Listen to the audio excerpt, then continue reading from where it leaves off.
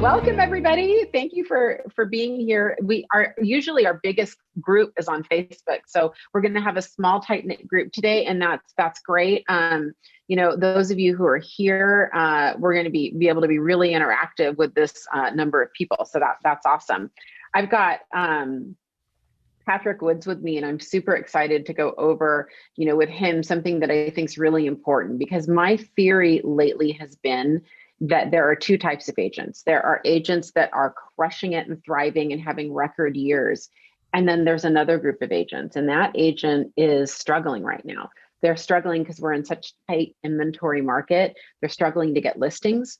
They're struggling to get their buyers under contract right now, and their numbers are down and they're not used to it. And what comes with that, because I've experienced this before, and I think any salesperson has experienced it before, what comes with that is kind of a crisis of confidence a little bit, right? A little bit of a self-esteem hit. It's tough. And you've got to kind of figure out how to rebound and where to go from here, so to speak, right? So it's tricky because you're in this environment where you're watching some of your colleagues, setting records. I mean, they're so busy they can't see straight. And if you're in that camp, by the way, your biggest problem right now is leverage, is hiring people. It's a really tough market right now to hire people in. So there's problems on either end. I brought Patrick Woods on because, Patrick, I really want to, as spend time with you today on how to refocus yourself and kind of how to get through that slump or that crisis of confidence that I just kind of described, So thank you for being here. Do you mind if I give a little formal intro to embarrass you a little bit?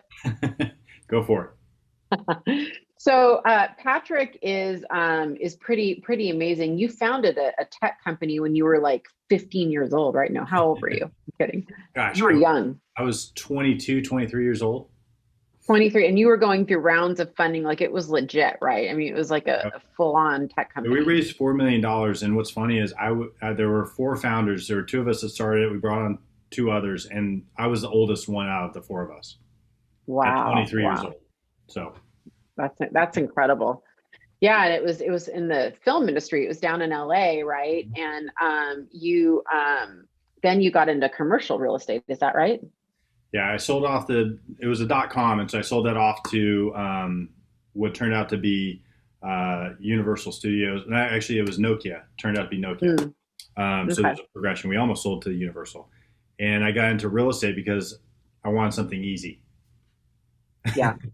Little did you know. For the day, right? Little did you know. Yeah. So you moved up to Sacramento, and long story short, you end up as team leader. So for our non-Keller Williams friends, that's a branch manager, the person that leads the office. We call them a team leader. We also call our offices market centers. So you were the team leader of Roseville.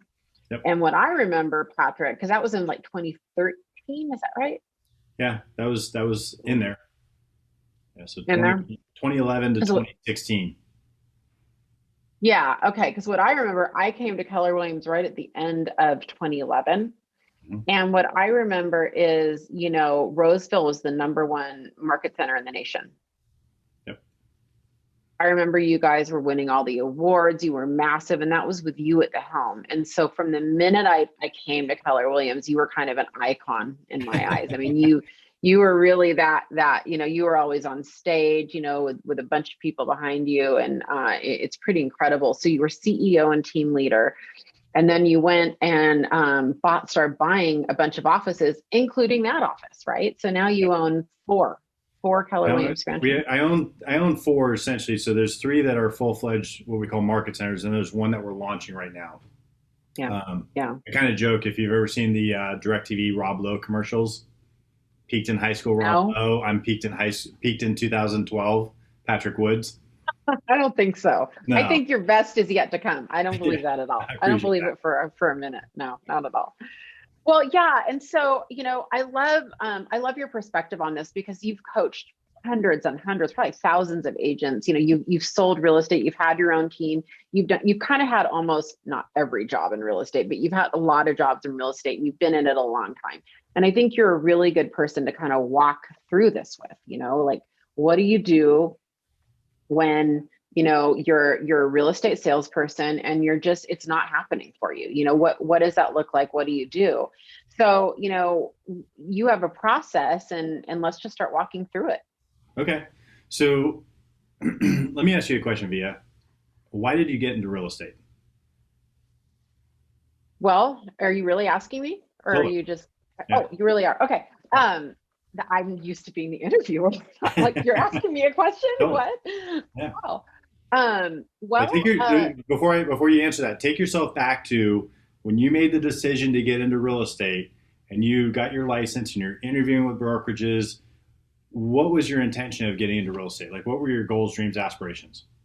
my the real reason I got into real estate is that my dad owned a real estate company, and I watched him do it. I felt super, I think, confident that I could do it. It felt like something I could do well. I was attracted to the income.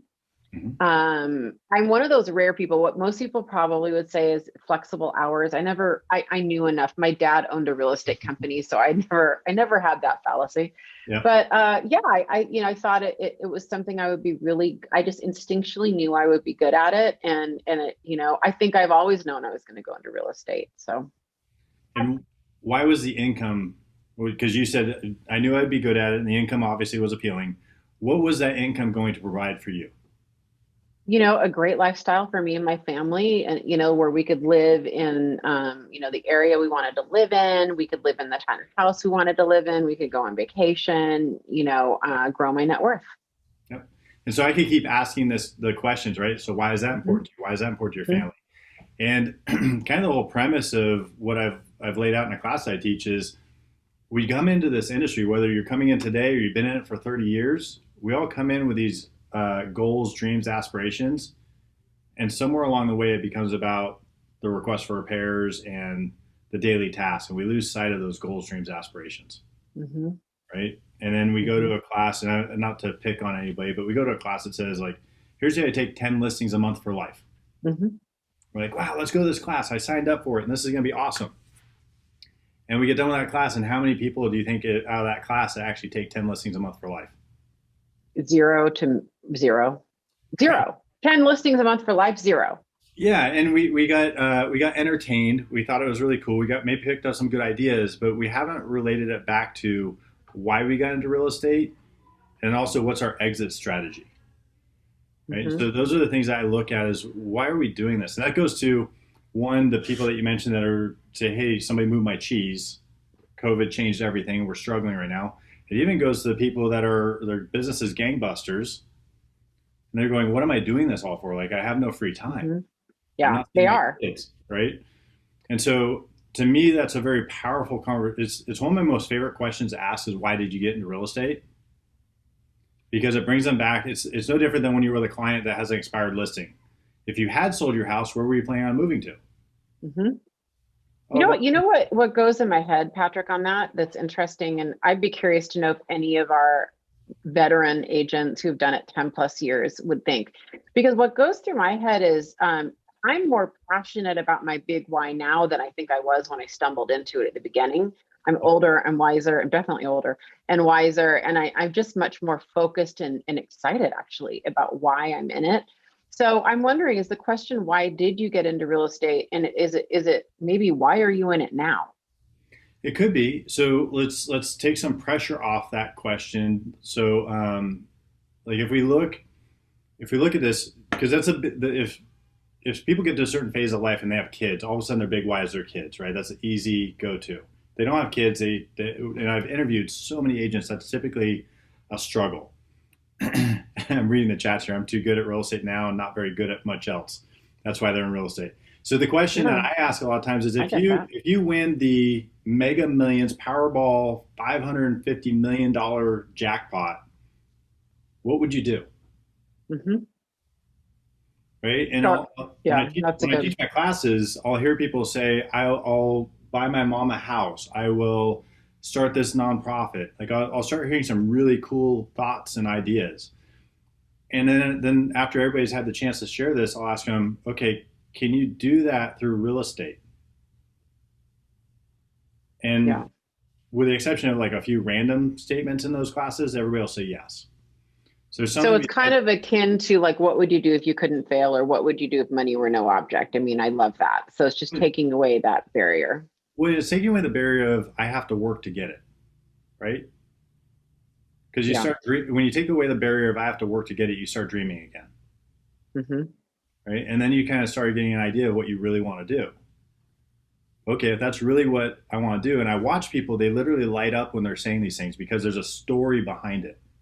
Hmm. I want to start this nonprofit because I experienced this when I was growing up, Hmm.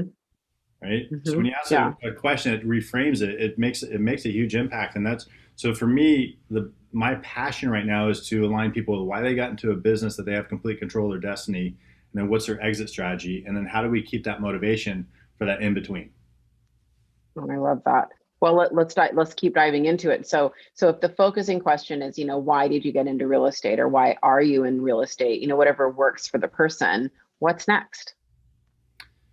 Well, so there's a couple things. One, you want to know what your outcome, your desired outcome is, right? And this is a big passion for me because I've been there. Is and some of you may have as well. Is I have these big goals, dreams, aspirations, and I put my head down, I grind, I do it, and I pick my head up 2 years later, I'm in exactly the same spot, Yeah. right? So that's one piece, and that's about really identifying and actually taking pen to paper. Because I mean, we do all these classes, like here's how a business plan clinic. We teach you how to write a business plan, do all this stuff. And people in the class, when it comes to the exercise, that's when they're checking their emails, they're checking their texts, right? And they're not doing the exercise in the class. And when you leave that class, how likely are you to actually take pen to paper? So there's power in taking pen to paper. So I'm not picking on anybody on this call, by the way. I'm just stating an observation, and there's power in taking pen to paper. And then there's also getting really keenly aware of who you are. And so a couple of things I have is who are you? And obviously you're in the Ben Kinney organization, right? And a lot of people look up to you and they look up to Ben, and they will say things like, when I grow up, I want to be VIija Williams. When I grow up, I want to be Ben Kinney. Yeah. I think more say Ben Kinney than VIija Williams. Yeah. But and I've seen this happen a lot. They go to an event and they look at somebody up on stage and they go, gosh, if I was like that person, then I'd be more successful. And then they get out of alignment or congruence with who they are and how they're wired. And then they don't actually become successful. So I think it's getting really like, who am I? How I look at it and say, how did God make me? How did he wire me? And how do I play to my strengths? Right? So that's a big piece for me, is who am I? But let's stay on that a bit. Let's stay on that a bit. I mean, because that's the one of the world's questions. I mean, that's one of humanity's questions. So from a practical standpoint, how do we, what are some tools to do that? It's a leading question. I know the answer, but what are some tools we can use to do that? Well, so obviously in Keller Williams, we have this thing called the KPA. Mm-hmm. You could do the DISC profile test. And I'd even take it a step further. It's asking the question, what do I find joy in? What gives me energy versus what takes energy away? Mm-hmm. So the funny thing is, so get this, I became a team leader, and we had this assessment called the AVA back then. Mm-hmm. And it puts you into like 4 numbers, kind of like the DISC. And so I was a team leader of 3 offices. One I turned around, one I shut down, and one became number 1, right? My AVA told me that I was a complete mismatch for being a team leader. Told them flat out they shouldn't hire me. Wow. And so I look at that and I go, okay, I don't know that I got my behavior wrong. It got how I was wired wrong. And so I wanted to win in the role. I adapted the role to suit my behavioral style versus trying to fit into somebody else's box. And that's kind of the thing that I'm saying about, you see somebody on the stage that's being successful, and you'll see patterns and themes and all that kind of stuff. But you can win no matter what your behavioral style is. Wayne Hall, who was the OP of Roseville when I was a team leader here, it said that he was a complete mismatch for being an agent, which he was very successful at doing. Said he was a mismatch of being an OP. Number 1 office in the whole company, right? And so he was more of an SC personality style, if you're going on the DISC. And so what he learned was geographic farming was going to be up his alley. Cold calling, doors, all that kind of stuff was not. He needed a system to analytically figure out, if I sent out this many mailers, I'm going to get this many leads, I'm going to get this many listings, this Mhm. many closings, blah, blah, blah, right? I have a DHB, and my regulars know what DHB means. It means deeply held belief. I have a DHB on this, on behavioral assessments and personality tests. So I love them. I Mm-hmm. think it stems from my oldest son was diagnosed with high functioning autism when he was 5, and it helped. It very much helped us. It helped us determine his path, and it helped us. His whole life was affected in a positive way from it. That probably biased me, right? I mean, we all have stuff that we bring to the table. And here's my DHB, Patrick, because you said it, and I just want to emphasize it. Usually, if you, especially if you take a few of them, the behavioral parts of that are really accurate, right? Like you are who they probably think you are from a behavioral standpoint. There's always some mistakes. It's the algorithms that when they want to match you to a particular role that I just know I don't even look at. Yep. So I'll look at the raw data on all of them. I rarely look at their algorithms on what they think I or any of my candidates should do or be. Totally. Because we've seen it. Like I'm an example of somebody that was a mismatch for the role that won in the role, and I've seen people that were 100% matches for the role that didn't win in the role. So that's why the behavioral profile is part of the process, and I think you need to.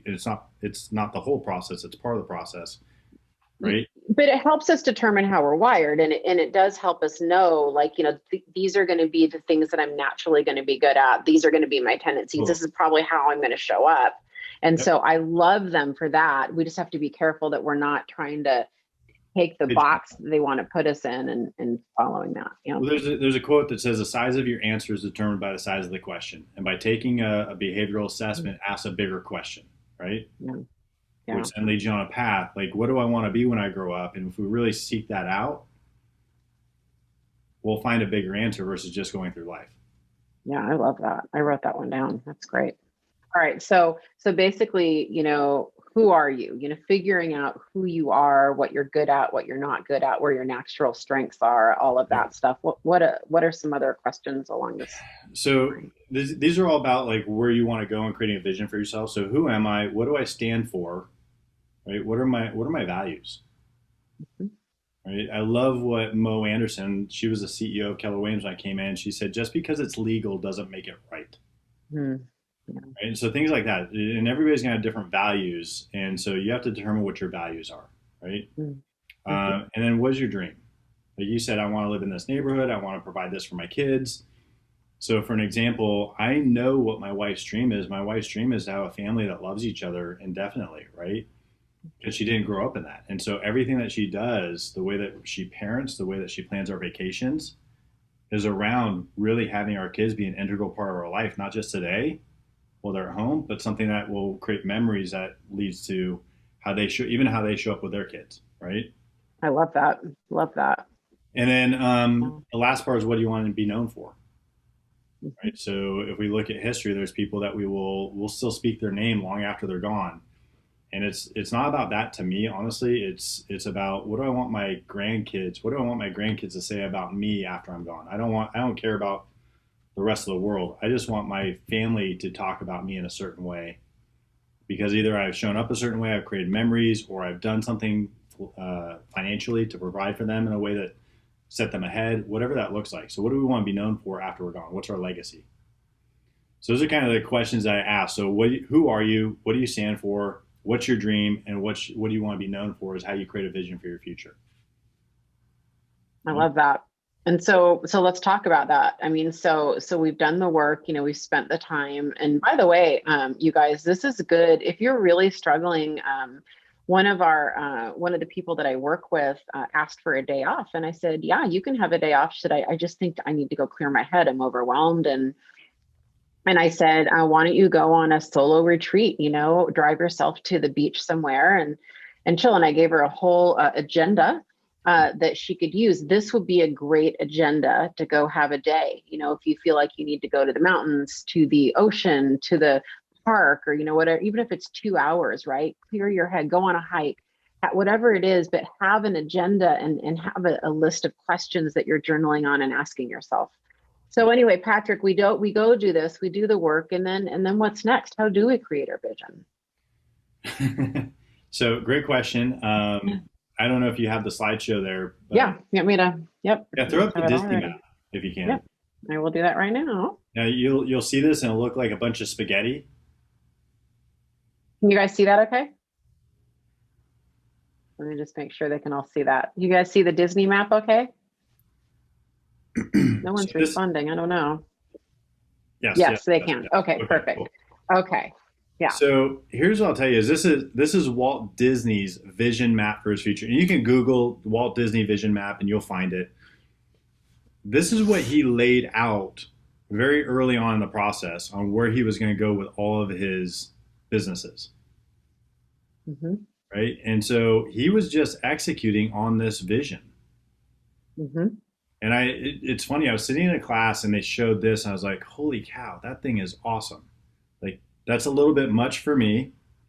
There was a point in time if you asked me, what do you want to be when you grow up? I used to say CEO of Keller Williams. And now, honestly, I want to build a really big world and create a lot of opportunity, but I want something a little bit more simple. So I see this and I go, wow, okay. And so the one that you have on the next slide is an older version of my map, right? And so I just kind of put in here the things that were, and it's changed since then, and it's actually gotten a little bit more simple because there's still a lot of stuff on there. So I've got my real estate team, I've got my market centers. So I used to be a general manager of multiple market centers. And this goes back to putting pen to paper. Does that mean I can be Patrick Woods next? Because I'm general manager. Does that mean that you're my next step? I think I've got things on here that I'm hoping to be the next VIija Williams. So there you go. So here's what's crazy about this. I want to say this is one of the first ones that I did because I'm a MAPS coach through Keller Williams. I've got my real estate team. I've got some of these other businesses I want to launch. I've got the market center. So it's changed a little bit. But here's what's crazy. When you take pen to paper, I did this on, let's say I did this on the first week of a month. Mm-hmm. On the third week of the month, well, back up a second. I wrote KW ownership and I put in the market centers I wanted to own. I put in is that thinking big enough? We've heard that in Ben Kinney's world, right? Think bigger. Yeah, think bigger. Mm-hmm. I said, is that thinking big enough to own market centers, to own Keller Williams franchises? And I said, well, heck, why don't I put down I'll own a region? And I went, am I thinking big enough? Why don't I put I own a country?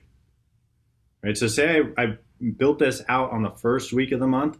By the third week of the month, I got a phone call and somebody was reaching out to me saying, hey, Patrick, we're launching a country for Keller Williams. Would you like to invest? And I could go through story after story after story. In fact, the KW Roseville office, we take a class and we have to write ourselves a letter for a year later. Right? Have you ever done that?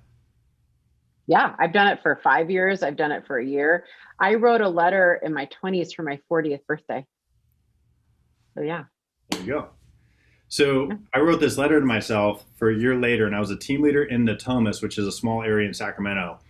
And I won't tell you what the first sentence said right yet. During that course of that year, I left Natomas and I became the team leader of Roseville.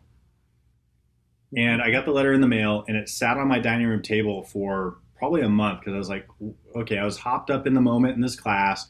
What did I write that was so foolish? And I'm going to be embarrassed to read this thing. And finally, after a month, I cracked it open and it says, I am currently running the #1 office in all of Keller Williams. Wow. I wrote that letter. Roseville was not on the map. I didn't write, I've taken my office to #1. I just said, I'm currently running the #1 office. And during the course of that year, all the dominoes light up to make that happen. So that's like that story with this, and the story with the letter, and I have multiple more stories. The power of taking pen to paper to write down your goals, dreams, and aspirations, and actually reverse engineering to a plan would be even better. But pen to paper is a big, big piece of this. Okay, here's why I love that, Patrick. And this is what I want everybody to hear, especially if you're in that group that might be going through a little bit of a slump. The days are long, the years are short. Mm-hmm. And what Patrick just showed us is that, you have to be able to see progress. You have to be able to see wins. You have to be able to see that you're going down a road. And what I tell everybody, this is the other thing I want you to hear. PhDs all over the place today, Patrick. What I really want everybody to hear is that you can date your vision. You can date your big why. You don't have to marry it. because I think a lot of us get stuck in this analysis paralysis where for years, well, I don't know, why am I on this earth? You know, whatever, that can get overwhelming, and then you get frozen and you don't do anything. Yep. So, you know, you go back to Walt Disney's map, and we studied it a couple of weeks ago. A bunch of us in Ben Kinney's masterclass studied that map, which is funny. Marsha or someone said something correct. Everything leads back to Disneyland. But what's interesting about it is that, you know, I think that was him doing that over a long period of time. And I think it was him kind of trying to measure progress for each of the different properties. What's cool about that map, by the way, just on a total rabbit trail, because it's fascinating because we spent an hour on it, is that, you know, when he wrote that he died in 1966. And so when he wrote that wherever he wrote it, 30s, 40s, 50s, Disney Plus couldn't have been conceived. I mean, we didn't even have digital streaming. We barely had TVs, right? Yep. So if you think about it now, you know, the legacy of that vision map is the current Disney visionaries can look at that map and say, Disney Plus is really a correlation of this map. Like if the map, you know, if we could expand this map, it would all go back and it would serve the same purpose. And it's just that map is fascinating to me. I think for a lot of us, but there's a lot of things that come to mind in that. Like you think about Disney Plus, and Disney Plus coincidentally launched at the perfect time, right? Yeah. Because Disney Parks got shut down and Disney Plus launched because of COVID. And there's a John Maxwell quote that says, when the opportunity presents itself, it's too late to prepare. Yeah. Right. And on the Walt Disney thing, when he passed away before Disney World was even open. And I remember this story about this reporter that walked up to Roy Disney and goes, "This is awesome, but isn't it a shame that Walt never got to see this?" And Roy's response was so perfect. He said, "Walt saw this before any of us did." Right? So kind of a little snarky response and a perfect response at the same time. Here's the other thing, Walt Disney. We all know the story of how he got fired as an animator because he wasn't creative enough. Mm-hmm. Well, I recently found out when I was writing this class, he got turned down from 303 banks before he got a yes to build all this stuff out. So how many of us would go and hear 303 no's and keep going for that 304th to build something that was epic and lasted way past and gave us the opportunity to have Mandalorian? Well, which is phenomenal. So let's go there. I want to go there. There's a lot of people right now who are going to relate to that, right? And that is, you know, what do you do when you're derailed? What happens when you're getting way more no's than you're getting way more yeses? Like you can always say, like, hey, the more no's I get, the closer I get to a yes, right? That's one of the old sayings, and it's cool and all, but here's the thing: is when I get the no's, those are the learning experiences. If I'm always getting yeses, I'm not going to have the learning experience, and if I'm not getting the no's, that means I'm not trying hard enough. Like I'm not putting the effort in. So I play a lot. Can I push back on you a little bit? Sure. So I'm just going to push back because, you know, here's where my head went, right? My head went, that's a great answer. That's an answer I would give in an interview too. But in real time, when you're going through 1 or 2 months of constant rejection, it is debilitating. It can be debilitating, right? What do you actually do to get out of that, Patrick? Well, that's where it goes back to, I have to have a clear vision for where I'm going. So that vision map that I showed you, it's not up in this office because I just moved in. So that's why it's still a little messy and whatnot. But that's up in my home office. It's up in my other market center offices. So I'm having a bad day. I know what my GPS, so my annual business plan says. I know my vision map for my future. I know my vision map for my family. Mm-hmm. So that's the thing that keeps me persevering. I've seen way too many people, and as a coach, so yeah, I agree. Like there's some niceties to that answer. I've seen way too many people quit too soon. Yeah. And I've seen people inside, my reality is inside Keller Williams. So, and you can just change Keller Williams for whatever your world is. I've seen people that were on the precipice of getting ownership and opportunity and having their own empire. And then they say, this is too tough. I'm going to go do something else. And they miss out on everything. And I think there's a piece where, like, there was a moment in there when I was shutting down an office. It was miserable. I was running 2 Keller Williams offices. One was struggling and one was on the verge of shutting down because I was in the crash, right? The first office I took over was August of 2006. So it was like That first year, we grew all the way from 115 agents down to 75. So I remember my first day on the job. First day on the job, I was a brand new team leader, and I walked in. I was walking to go fill out my employee paperwork, and one of our top agents said, "Hey, congratulations, Patrick." Patted me on the back and said, "I'm going to Remax." That was within my first 5 minutes of taking this new role, right? And just know that adversity is going to be there. It's inevitable, and you've all experienced a point where it's like, can't I get a flipping break? You've also experienced a moment when you go, I am unstoppable right now. Like I don't know what's going on, but there's something magical happening right now, and that's like you just gotta hang on to that feeling when you're unstoppable. You have a clear vision for where you're going. And that's what's going to power you through those bad times. And it's also asking the questions too, like, why am I here? What's my vision? And so backing up a little bit, if I don't have that clear vision for where I'm going, I don't have that North Star to ask myself the tough question on, is my ladder leaning against the right wall? Like I'm climbing the ladder, is it leaning against the right wall? Right? We might be climbing something and realize it's not the right place for us. I love that. And what Ben and I coach to a lot is, we coach our people to find a win. This is the time to go for the low hanging fruit, to do reach outs that are a little softer and kinder, right? Whatever it is, give yourself a win. I find it's best for salespeople. The quicker you can get into action, and the quicker you can just start getting positive feedback from other people, the quicker you'll kind of rebound back from them, right? I love that. But the other thing that, I was thinking about, Patrick, when you were talking is that, and this is just a weakness that all salespeople have, probably by definition, going back to the behavioral analysis, salespeople are not great at tracking our numbers. We're just not, right? No.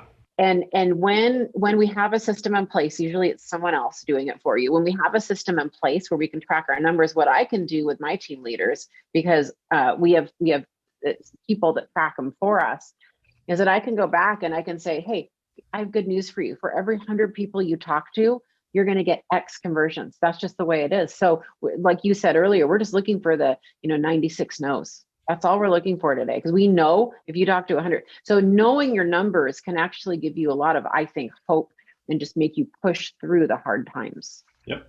Well, and if you're not naturally good at that, go find an accountability partner. Go find a coach that will help you reverse engineer it. Because I remember when I joined my previous brokerage, and they said, "Here's your desk, here's your phone. Good luck." Right? And that was literally my introduction to residential real estate. And then what I did, because I'm not necessarily a numbers person, but I use the numbers to win. I said, okay, I want to make this much money, and I reverse engineered it based on average conversion rates all the way down to how many contacts I need to make per day. Mm-hmm. So if I figured out I need to make 3 contacts per day to make $100,000, I had a purpose all of a sudden. If I make $100,000, I get to do this. Now I had a why behind that purpose, right? Well, yeah, I mean, that's exactly, there's a win, right? So basically I love that. You're setting a definition for, okay, I'm going to tell myself I won the day if I do X. Yep. And as long as you make sure X, I like the way you worded that, is the ladder's leaning against the right wall. As long as you have it, we should get into goals a little later. But as long as you know that the activities are the best thing to do, you can say, look, all I have to do is if I have 3 really good real estate conversations today and set 1 appointment and I won the day, that you're giving yourself a win. Totally. But I call them manufactured wins, right? Mm-hmm. So I'll give you an example. So Lauren, she sits behind me typically. And so she called me up one day and she was literally crying on the phone. She goes, I'm having the worst day ever. I can't win. Like nothing's working right. I said, okay, stop. We're going to stop this right now. And what you're going to do is you're going to go, before you do anything else for the rest of the day, you're going to go find 5 people in the office and you're going to let them know why you appreciate them and why you're grateful for them. And then when you're done with that, call me back. Change not just her day, her week, and her month. So like expressing gratitude and just looking out for somebody else is a huge way. And you'd be surprised what comes back to you. Like if your bucket's empty, go fill somebody else's. It's counterintuitive to say, I need somebody to fill my bucket before I have anything to give. And if I go fill somebody else's bucket with gratitude, I'm probably going to get gratitude in response, which is going to fill my bucket. 100%. I'm a little bit more stressed than normal now, and I literally have it in my calendar, Patrick, to I can't remember what it was. I can read it. It says, send gratitude text to 5 people today. It's in my calendar because it fills me up so much when I'm filling someone else up. It's actually the best hack of them all, I think, to get through a slump. And it's getting into action, and it's just focusing on someone else that's not you. There's so many things that are counterintuitive. If I'm having a bad day, my natural instinct is to go in my office, I shut the door and say, I'm going to put my head down and get to work. And when we take that approach, how many of us put our head down and get to work? Yeah. Or do we end up on Facebook or something else, right? Mm-hmm. I need to go, I flew up to Seattle to hang out with you because I needed some good mojo. I go hang out with other top producers. If you're feeling down, discouraged, go find somebody that's winning. Go hang out with them. Mm-hmm. Yeah, 100%. So those are good hacks and everything, right? Yep. What can we do? What can we do with ourselves to kind of better prepare ourselves? I would say for life, but for these, down times that we have, right? Is there anything we can do physically? I like the way you led that. That was a leading question. Well, obviously, writing down our goals, dreams, aspirations, thinking, I'll go into the physical piece in just a second. But if we write down, and this is right out of the one thing, if we write down, where do I want to be someday? Right? And when I have people do that, that's typically the hardest part for them to fill out, is because they haven't thought that far out. And someday is however you define it. It could be 5 years from now, it could be 50 years from now, you decide. And then you start working backwards from there. What do I need to do this year to be on pace for my someday goals? We get that whole pen to paper. This is, as far as physically, this is another hack. And I'll tell you, this whole process I went on, I was in a major turmoil kind of spot. And I'll be honest, I went to a Tony Robbins event. So some of you might love Tony Robbins, some of you might think he's wackadoo.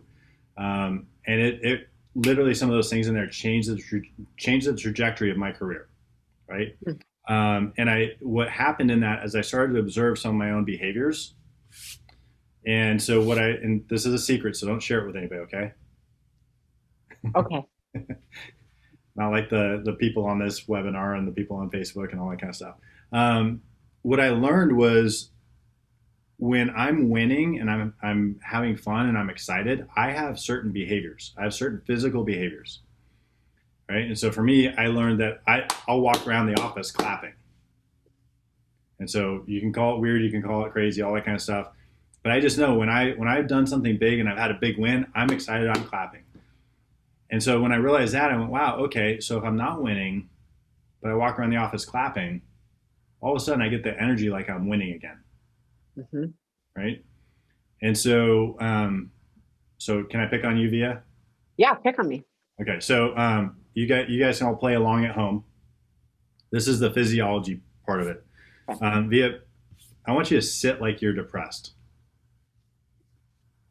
Okay, I'm sitting like I'm depressed. So you just lost out on a listing. You haven't closed any deals in 4 months. Wah, wah, wah. Yep, life is miserable.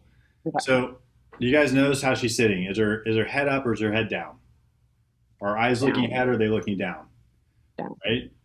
Is she slouched or sitting up? Yep, something. So Kate knows what we're talking about.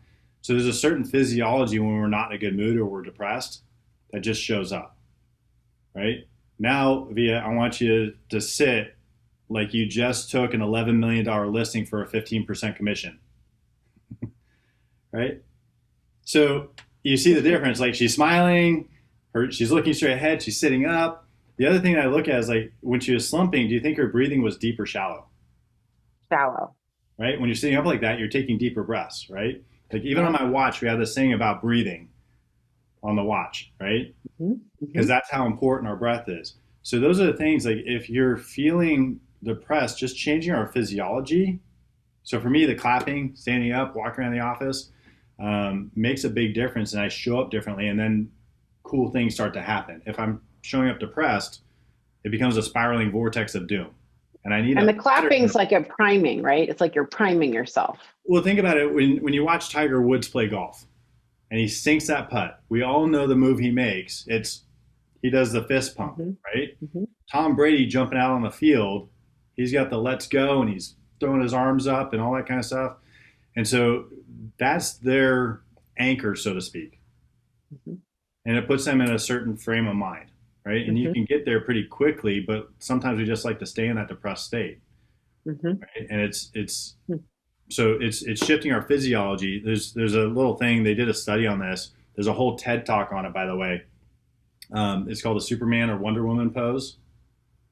So if you literally stand up, chest out, arms on your hips, it actually increases your testosterone and decreases your cortisol scientifically and gives you more energy. Okay, I have a story about that. Okay. I didn't know it was called Superman Pose. So I had the biggest keynote I've ever had in my life was when I spoke on the Inman main stage in 2017 about a big fail I had. It was kind of a big moment in my career and in my life. So there's probably 5,000 people out there and I'm backstage and it's like the full on professional lights. I mean, there's stage hands, you feel like it was a big stage, right? And I was nervous. I mean, as anyone would be, because it's a set speech. It's not like an interview like this. I mean, I had to memorize it and I had a speech coach. I mean, it was the biggest keynote I'd ever done. And there's thousands of people out there. And one of my friends in the industry, Christy Kennelly, she started leading me through those exercises. And she said, get big, make space, get big. And while I was doing it, this was like 5 minutes before I went on. She's like, your testosterone's gonna go. I want you to get out there and take up space.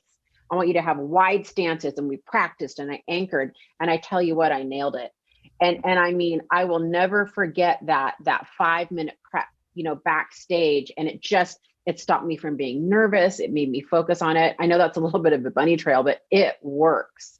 That really works. Yeah. And it could be speaking live at Inman. It could be going on a listing presentation. It could be sitting here going, oh my gosh, I'm scared to pick up the phone and call my database. Yeah, for sure. Doesn't matter. For sure. And here's the funny thing is like think about it. Like you did that, you got on stage and within minutes you probably lost even any sight of you being nervous or anything. And you just freaking went for it. Right. Yeah. It's a minute. I was still nervous, but yeah. Yeah. But I mean, you pick up the phone, you start calling your database. The first phone call is always the hardest. Then the second one's that much easier, and the third one, and then by the end of the day, you're like, "Wow, that was awesome." Well, it's interesting. Let's go there for a minute because here's the thing, guys. Have we all been like that? We're primed, we're ready to go. We listen to this webinar, we show up, we did our vision map, and all this stuff happens. And in the end of the day, you get into the office tomorrow morning, and you're ready to go, and then you freeze. You know why a lot of you are freezing? Because you don't know who to call and you don't know what to say. So one of the questions to ask yourself is, do I actually know who I'm calling? Do I have a call list?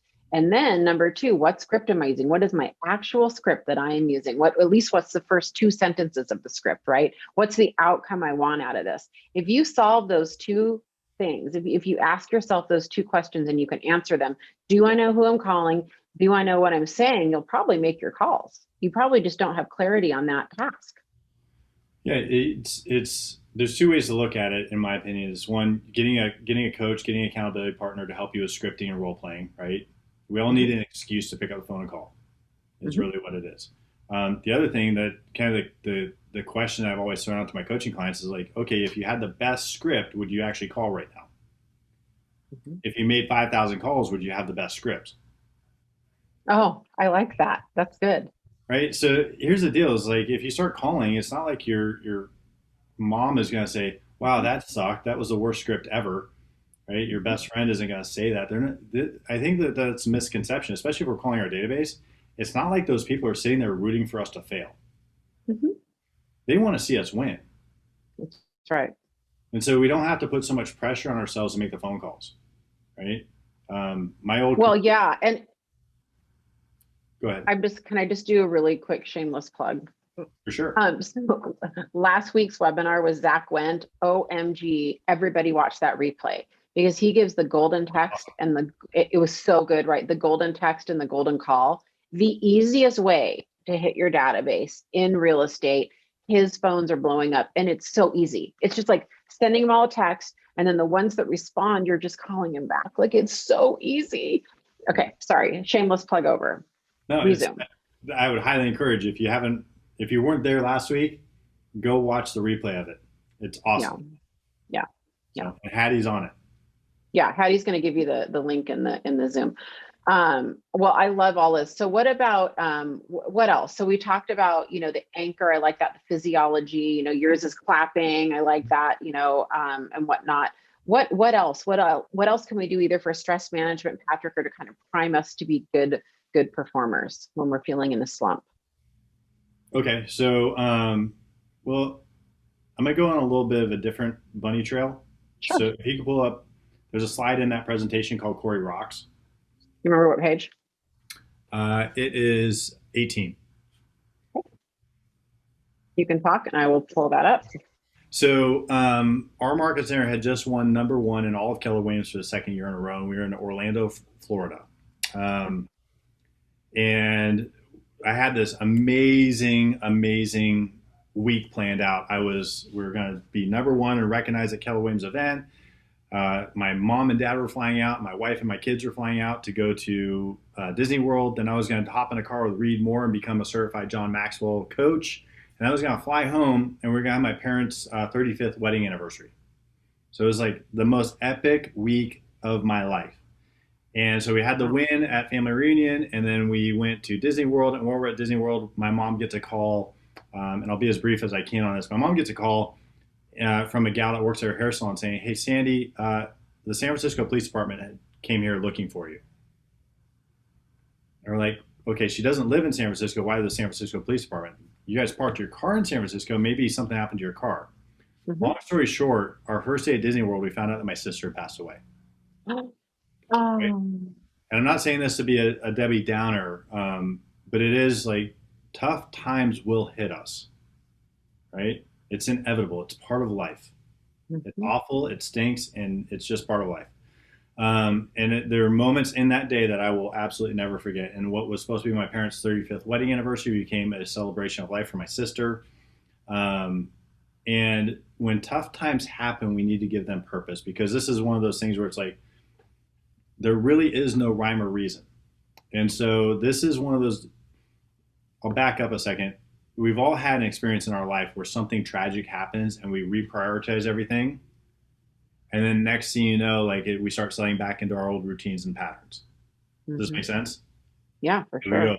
This is what's really important. And the next thing you know, and then we were just on a call earlier, Vija, where I said, sometimes we stress out about the things that don't matter so much and don't stress out enough about the things that really matter. That's right. Right. We stress out about, did I make my calls today? We don't stress out, was I at my kid's soccer practice? Mm-hmm. Right. Yeah. So, and that's really passionate for me. So anyways, I chose to give my sister's passing purpose. And so the upper left-hand picture is my sister's bass guitar. And so when I was team leader in Roseville, that sat in the corner of my office. Mm. And so the reason why that sat in the corner of my office, her bass guitar and her Fender amp, was when it hit 5:30, 6 o'clock, and I saw that, I knew I wasn't where I was supposed to be. Mm. Yep. What's funny is it's a Gibson bass, and it's the building that we were in is on Gibson Road. So, wow. Anyways, so that was, and so then I flipped the script a little bit, and I said, okay, if I'm supposed to be home with the most important people in my world at 5:30 or 6, what do I have to get done before that time hits? So that created a sense of urgency for me to do my lead generation. So these are all little things that we could play. And here's what's kind of crazy. So the whole Corey Rocks thing, my dad was giving a speech at the Celebration of Life, and every time he got a little choked up, he would say Corey Rocks. And everybody would say Corey Rocks, and just kind of came into this thing. And now still to this day, somebody made buttons, and still to this day, we'll get pictures of those buttons all around the world. People bring them with them and take pictures of them. So I guess the two morals of this story is, when you have some adversity, give it purpose and give it meaning, and let it be something that redirects you into something that could change and impact people's lives. The other part of this is sometimes we don't know the impact that we're having in the moment. Like my sister would be blown away by the impact she made in people's lives, and she never knew it. Right? Wow. And so, I thought that was an actual rock. I thought you wrote Corey Rocks on a rock. Yeah. No, so it's so that's what I share with you is like, when you hit tough times, make that be the thing that causes you to persevere to the next big thing. right? Let it be your driving force. You look at somebody, I said it on earlier to the Kansas City, kind of being a little snarky. I'm a big Tom Brady fan. It's not because, oh, Patriots or anything like that. It's honestly, it's because this guy was drafted 199th, and he had a chip on his shoulder to prove that they made a mistake by drafting him, right? Yeah. One of the tenants that lived in one of our houses was Isaiah Thomas, and he was the very last draft pick from Tacoma, Washington, Oh, wow. in the NBA. And his Nike did a whole slogan with him that said, "Pick me last again."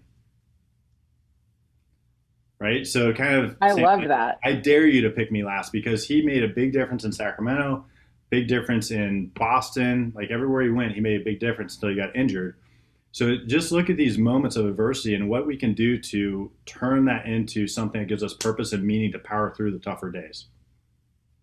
I love that. Thank you so much for sharing that story. I've never heard it before. And it made me think. I lost my sister-in-law at 39, the mother to my kids' three cousins. And the youngest was, 5 at the time. And that's a little bit of my anchor. I often think about that every time I lose someone, Patrick, or I get adversity. I just think, live life fiercer, fiercer, fiercer. Every second is special and valuable. Every single second, right? And even the bad times are exquisitely beautiful in their own way, right? Life is beautiful. Well, you hear it. We wouldn't experience the highs if we didn't have the lows. And here's Yeah. what I know is everybody that I've ever talked about getting into real estate or is in real estate, we hear the whole thing. I love houses. I love people. The great thing about real estate is we're not selling something. Right? People need a roof over their head. And you've got to have a core belief that I am the best person that's going to help people with this change. And we owe it to Well, them. yeah. It's flipping the script for those calls. I owe it to them. If I'm not calling my friends and family to let them know that I'm in real estate, I'm letting them down. I'm doing them a disservice, because nobody will fight as hard as I will for them. You're 100% right. And here's the thing, unless those of our friends that are watching and listening to this, unless you guys are new construction sales agents that work for builders and you're actually selling a product, our sales cycle does not end at the house guys. Our sales cycle ends at them hiring us. We're actually selling ourselves as a service. Mm-hmm. Right? Like our sales cycle ends at the agreement, you understand, the buyer's loyalty agreement, whatever you want to call it, buyer brokerage agreement, or the listing agreement. Because from there, we're in transaction mode. We've been hired. Our sales cycle's over. Now we just need to, get them into a property or sell their property, right? We're not selling homes. We're in the people business. We're selling ourselves and what we have to offer them. So you're 100% right. All those things give us the motivation behind the goals, right? Yeah. It's aligning those, like the things that are going to cause us to persevere to go attack our goals. Because it's like, I'll have coaching clients saying, "Hey, I need you to hold me more accountable." I can't hold you more accountable. Yeah. Either you're accountable or you're not. You just haven't figured out what you really want to be driving towards that. Like if my life depended on it, I would go get a listing today. Mm-hmm. Yeah. Yeah, of course you would. Well, I love this. I think one of the other best ways of getting out of a slump is to just tell yourself, I don't want to be here again. I don't want to ever. If you see patterns and cycles in your life, we all do. We all do. I have some fun ones with finances I can share with you. And they're the last and the final time. It becomes the time where you just say, I will never be here again anymore. Right. And sometimes that's just enough to fuel you and to just kind of get you through the hard work you need to get through. In our few minutes left, Patrick, what have we not talked about that you feel like everybody needs to hear today? I think the biggest thing, honestly, is pen to paper. Yeah. Take that time, pen to paper, write out your goals, write out your vision for your future. You don't have to do a vision map. You could do it. You can use the Keller Williams systems. You could use yours, the systems that you have. Doesn't matter. Just do something pen to paper. Take that time. I agree. That to me is the biggest thing. And then also just having that, like you were saying, we've all been in a slump. Like it happens to me on a minute by minute basis. You do. my old broker of record, he used to say, Real estate provides the highest of highs and the lowest of lows, and they happen within 5 minutes of each other. Right. Yes. So And true. so what we kind of hit on earlier was when you find yourself in a slump, when you find yourself in a tough spot, the thing that I've come to realize is that the tougher it gets, the closer I am to a breakthrough. And that's when you get into that zone where it's like, gosh, I am unstoppable right now. So when it's just reframing the language that we use with ourselves. When you find yourself in a slump, just know that you're that much closer to a breakthrough. Yeah, I agree. What is it? The breakdown before the breakthrough is so important. There's a meme that's going, that's gone around before, and you can see like a cross section of someone digging, and they're digging for gold, and you can see the gold, and you see the outline of where they've dug, and you can see they toss the shovel away and they give up, and it's like 2 inches above the gold that Yeah. they can't see, but we can see, right? Most people give up. I've seen graphs, I've seen charts. Almost every time, if you instinctually think it's time to give up, you are probably right at the breakthrough point. And that might be enough to get some of you through this slump. If you feel like you want to give up, that probably means you're right there. You just have to keep going. And you don't have to keep going at a 10 out of 10. Sometimes a 7 out of 10 is better than nothing, Well, to use the Kellerisms, it's a ceiling of achievement, right? And that ceiling is always going to follow you no matter where you go. So if I get to here and I give up, if I go do something else on my trajectory of growth, I'm probably going to hit that ceiling again. So I might as well break through it here, as long as I put paint in my vision that I know this is where I want to go. Yeah, that's right. That's right. So, well, thank you so much for joining us today. A little different. Normally we're kind of highly tactical and we're diving into all this real estate toolbox, but I felt really strongly that we needed to have this today, right? Because I'm seeing both types of agents. It was a little different for us today, and I couldn't have imagined a more perfect person to have had this conversation with, Patrick. Thank you. It was really, really good today. Yeah, and I'm looking forward to get it live next week, you guys. Oh my gosh, Kimberly Meserve literally started at 0 and is at 16 million volume in 2 years. All she's doing is Zoom first-time buyer seminars with a lender. So stay tuned for sure. Next Wednesday, you're going to want to take notes. There's going to be a whole bunch of, stuff. So you want to be on it live next week if you can, so that we can answer questions, because you're going to want to know what systems she's using. I know you're going to ask a lot of questions. So be sure to get on there on time. We will figure out between this week and next week what happened with the new interface and why we couldn't go live, and we will get back on Facebook, I promise. Have a good week, everyone. Thanks again, Patrick. Thank you, everybody. Thank you, Vija.